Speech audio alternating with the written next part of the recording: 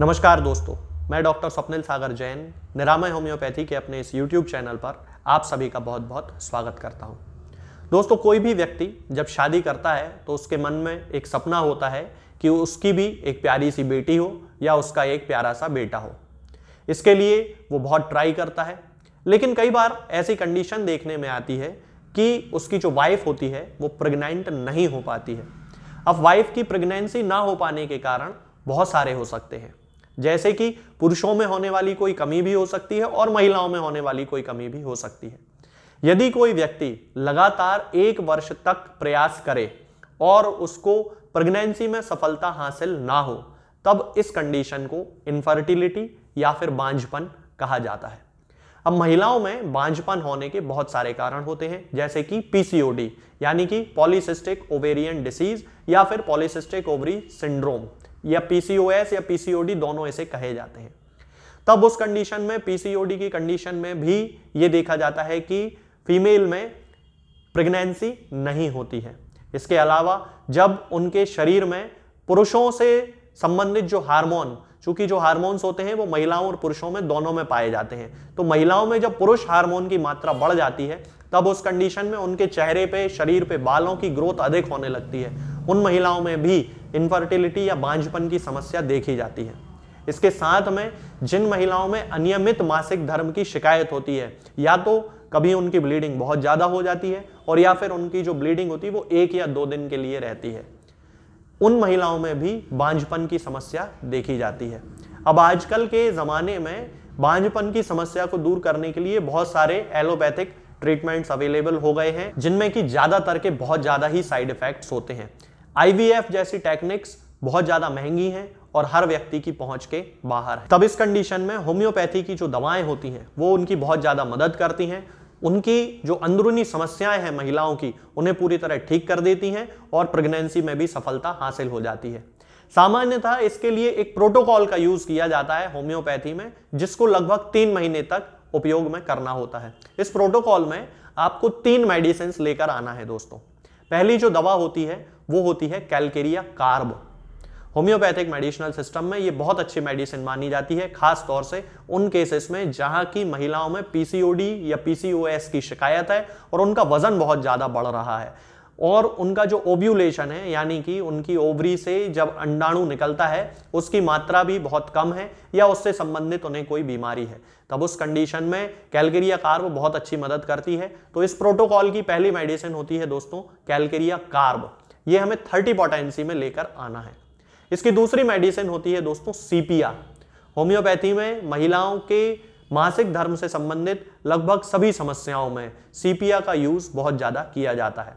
इस प्रोटोकॉल में हमें सीपिया 200 पोटेंसी में लेकर आना है।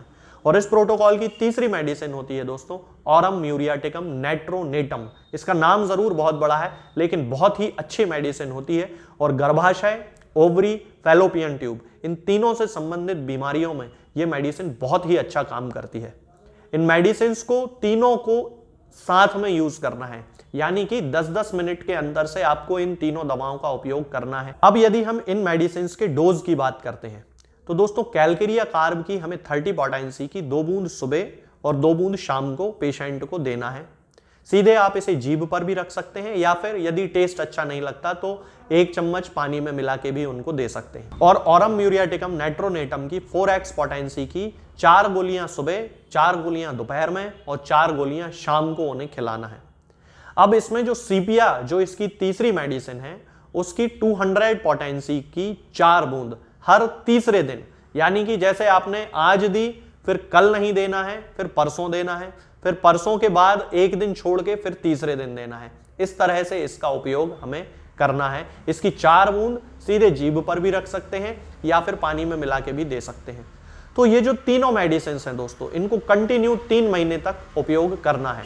ये दवाएं महिलाओं से संबंधित जो बीमारी है उनको भी पूरी तरह ठीक करेंगी और साथ ही उनकी प्रेगनेंसी भी पॉजिटिव हो जाएगी।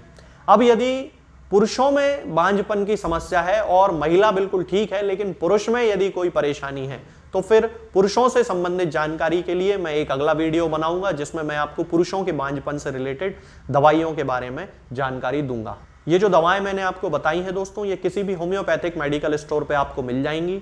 आप SBL, WSI या रैगबैग तीनों में से किसी भी कंपनी की ये दवाएं उपयोग में ले सकते हैं। आज के इस वीडियो में दोस्तों फिलहाल इतना ही। आगे के वीडियोस में मैं आपसे बात करूंगा कुछ नई बीमारियों के बारे में और उनकी होम्योपैथिक दवाओं के बारे में। तब तक के लिए जय हिंद, जय भारत। दोस्तों, वीडियो में जो दवाएं बताई गई हैं वो हैं कैलकेरिया कार्ब।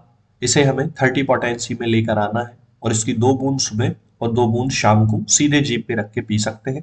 यदि किसी को स्वाद अच्छा नहीं लगता है तो फिर हम उसे 1 चम्मच पानी में मिलाकर भी पी सकते हैं। इसकी जो दूसरी मेडिसिन है वो है सीपिया। सीपिया को 200 पोटेंसी में लेकर आना है और उसकी 4 बूंद हर तीसरे दिन हमें पीना है। इसकी तीसरी मेडिसिन है ओरम म्यूरियाटिकम नेट्रोनेटम। ये हमें 4x पोटेंसी में लेके आना है और इसकी 4 गोलियां सुबह, 4 गोलियां दोपहर में और 4 गोलियां शाम को हमें खाना है। जीभ पे रख के हम इसे चूस सकते हैं, पानी से पीने की जरूरत नहीं होती है। होम्योपैथिक दवाओं को खाते समय या पीते समय हमें इस बात की हमेशा जानकारी होनी चाहिए, इस बात को हमें हमेशा ध्यान में रखना चाहिए कि ये सभी दवाएं हमेशा हमें खाली पेट ही पीना चाहिए या खाली पेट ही खाना चाहिए। खाली पेट पीने का या खाली पेट खाने का मतलब है कि जब भी हम होम्योपैथिक दवा खाएं तो या तो हम खाना खाने के लगभग आधे घंटे या 1 घंटे पहले दवा खा लें या फिर खाना खाने के लगभग 2 से 2.5 घंटे बाद हम दवा को खाएं या दवा को पिएं, जबकि हमारे मुंह में किसी भी वस्तु का, किसी भी खाद्य पदार्थ का स्वाद ना हो।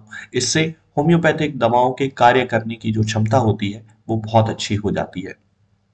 दवाओं के खाने पीने से संबंधित कुछ जानकारियां हैं, जैसे कि हम होम्योपैथिक दवाओं को खाते समय सभी प्रकार की खाद्य वस्तुओं का सेवन कर सकते हैं।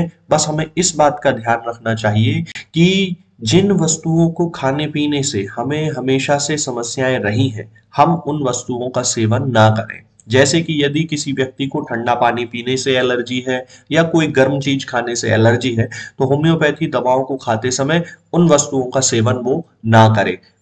इसके साथ में बहुत सारे लोगों के मन में ये प्रश्न होता है कि हम हींग, लहसुन, अदरक ये सारी चीजें खा सकते हैं, तो बिल्कुल खा सकते हैं। बस ये ध्यान में रखें कि दवा खाने के लगभग 2-2.5 घंटे पहले हमने ये चीजें ना खाई हो और दवा खाने के आधे घंटे बाद तक हम ये चीजें ना खाएं। बाकी चाय, कॉफी, लहसुन, हींग, अदरक ये सारी चीजें, सौंफ, ये सारी चीजें आप लोग खा सकते हैं। बस जो नियम मैंने आपको बताए हैं उन नियमों का ध्यान रखें और जिन चीजों को से आपको परेशानी है वो चीजें आप ना खाएं या ना पिएं। दोस्तों, होम्योपैथिक दवाओं को खाने का सबसे अच्छा तरीका होता है कि हम हमेशा खाली पेट इन दवाओं को खाएं। जिन दवाओं को दिन में केवल 1 बार खाना है उन्हें सुबह खाली पेट खा लेना चाहिए। मुंह में अच्छे से कुल्ला करके, गार्गल्स करके मुंह को साफ कर लेना चाहिए और उसके बाद हमें होम्योपैथिक दवाई खा लेना चाहिए। जिन दवाओं को दिन में 2 बार या 3 बार या 4 बार खाना होता है उन दवाओं को खाली पेट खाने का मतलब होता है कि हम उन दवाओं को खाने के लगभग आधे घंटे पहले या फिर 2 से 2.5 घंटे बाद ही खाएं और उस स्थिति में भी हमारे मुंह में किसी भी वस्तु का, किसी भी चीज का स्वाद नहीं होना चाहिए, ना ही हमारे मुंह में किसी भी चीज की गंध होना चाहिए, जिससे कि ये होम्योपैथिक दवाएं हमारे शरीर पर बहुत अच्छे तरीके से काम कर सकती हैं।